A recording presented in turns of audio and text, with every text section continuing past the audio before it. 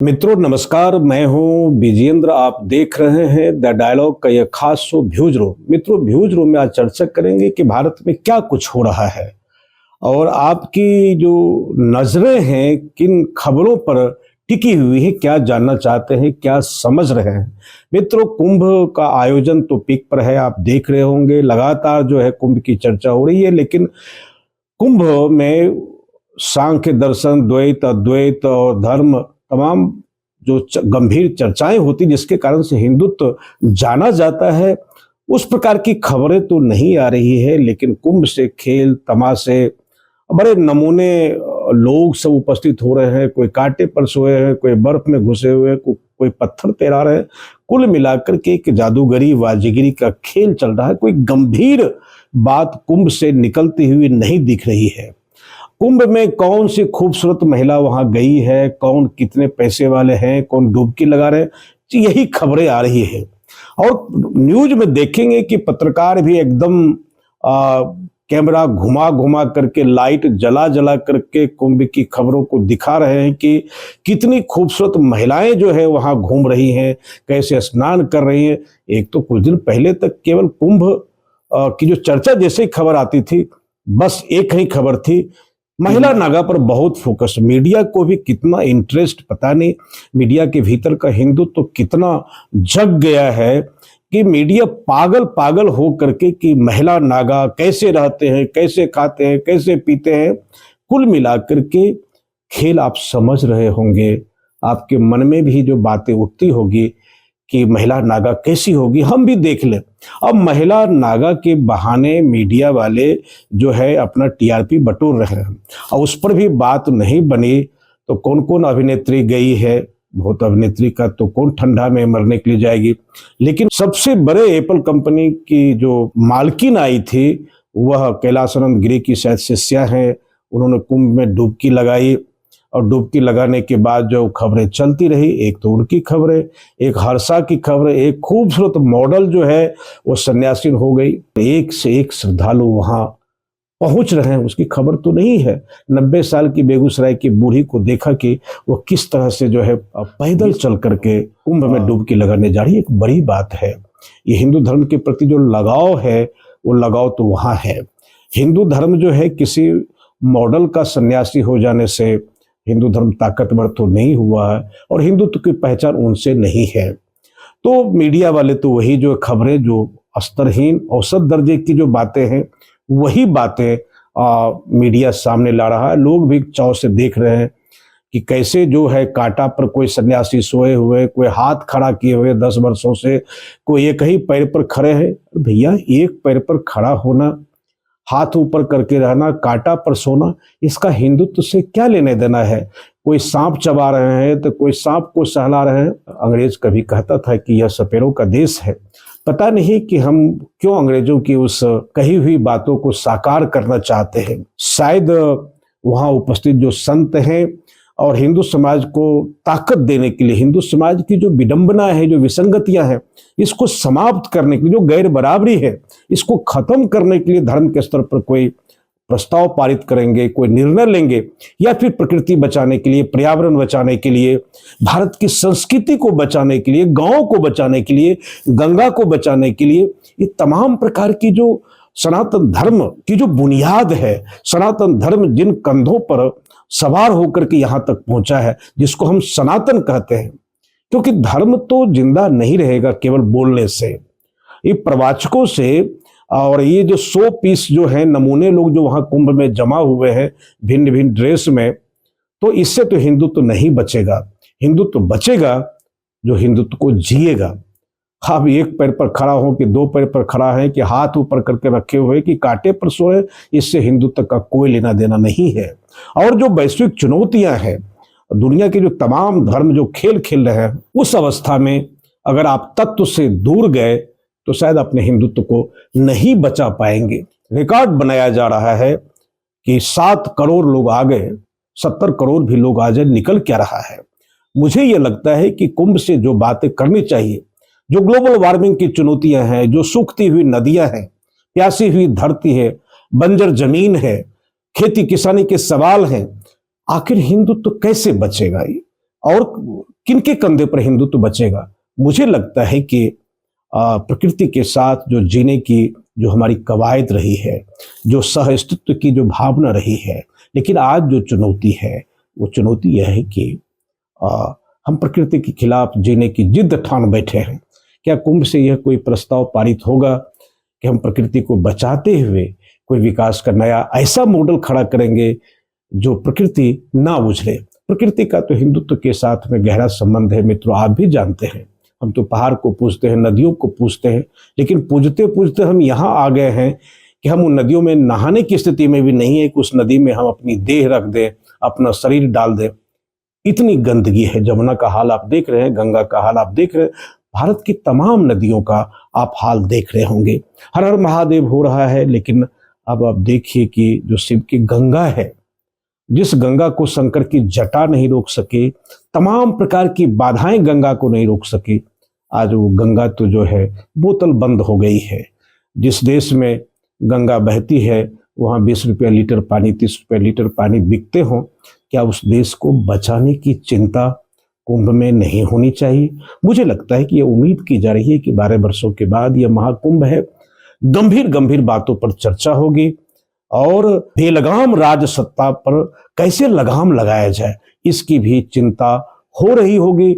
मैं तो कुंभ गया नहीं हूं, उम्मीद है कि जा भी नहीं पाऊंगा, लेकिन जो चीजें बाहर आ रही है कुंभ से वो चिंताजनक है। यह डिज्नीलैंड नहीं है, यह संगम भूमि है, वह धर्म भूमि है। उसको डिज्नीलैंड मत बनाइए, खेल तमाशा का हिस्सा मत बनाइए। और मीडिया के मित्रों से भी आग्रह है, और आपको शायद पता है कि जानकारी देख रहे होंगे कि अब पिटाई हो रही है पत्रकार की, मुंह में कैमरा घुसाना कि बाबा आपको कांटा पर सोना कैसा लग रहा है, नहाती हुई नागा महिलाओं की तस्वीर आप घुमा घुमा के दिखा रहे हैं, ये ठीक नहीं है। हिंदुत्व के साथ आप भला नहीं कर रहे हैं। ये तो मित्रों कुंभ पर बात रखनी थी मुझे, और इसलिए भी बात रखनी थी कि कुंभ नहीं है, और कुंभ से जो बातें निकलनी चाहिए, जो बात निकालते, मैं शंकराचार्य के बयान को मैं देखता हूं, इतनी मिलेशिया, इतनी आक्रामकता, लगता नहीं है कि आप संत हैं। जिस प्रकार की भाषा, लगता नहीं है किसी कोने से कि आप संत हैं और आप जो है शंकराचार्य हैं। अगर आपकी यही भाषा है तो छोटे लोग आपसे क्या सीखेंगे? इनकी भाषा में कहीं भी समाज को जोड़ने की कहीं कोई बातें नहीं है। बैठ करके, कुर्सी पर बैठ करके आप डंडी घुमा करके हिंदुस्तान को आप बचा लेंगे, संभव नहीं है। बचा ही लेते तो शंकराचार्य तो इतने दिनों तक भारत गुलाम क्यों रहा है?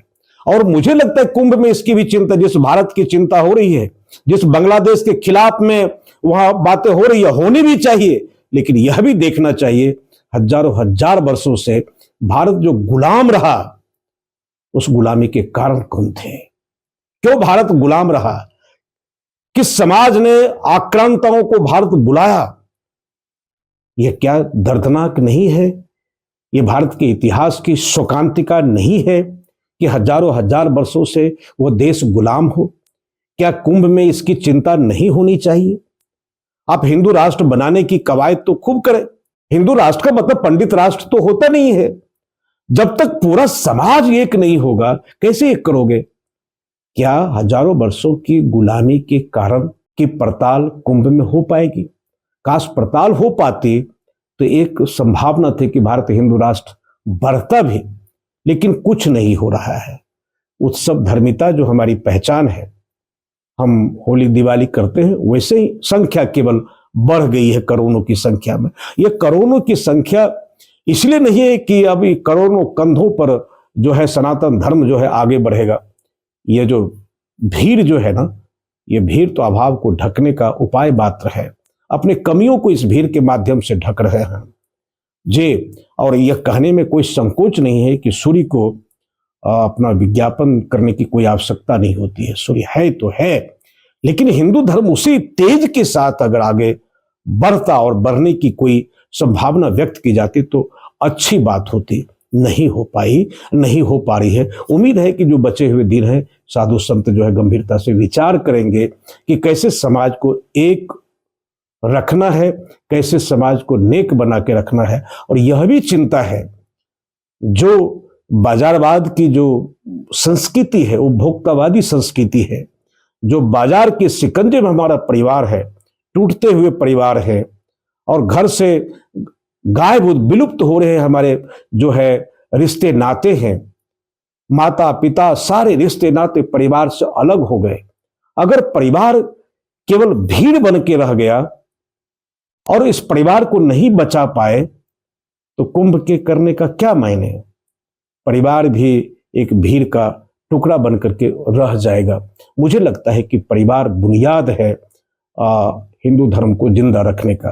परिवार को भी बचाने की कवायद होती, संबंध की भी बात होती, संबोधन की भी बात होती, संवेदना की भी बात होती। अब कहीं कुछ नहीं हो रहा। साधना की भी बात होती, बात नहीं हो रही है। बात यह हो रही है कि आईआईटीएन बाबा जो है आईआईटी करके 3 लाख की सैलरी थी, छोड़ करके वहां आ गए। इतने अरब डॉलर की मालकिन थी, छोड़ करके कुंभ आ गए। अरे भैया, यही केवल उदाहरण थोड़े है। क्यों ही कुंभ को बकवास बना रहे हो आप लोग जो है? मुझे लगता है कि कुंभ को लेकर के मुझे अपनी बात आपको तीखी लग रही होगी। मुझे लगता है कि 4-5 दिनों से गालियों का प्रसाद मुझे मिल रहा है और मैं इस प्रसाद को प्रसाद ही मानता हूं। आप गाली देते रहे, लेकिन जो मेरी समझ है, क्योंकि मैं आत्महीन नहीं हूं हिंदू होने में, और गर्व का मतलब नहीं है कि मैं भीड़ का हिस्सा बनूं।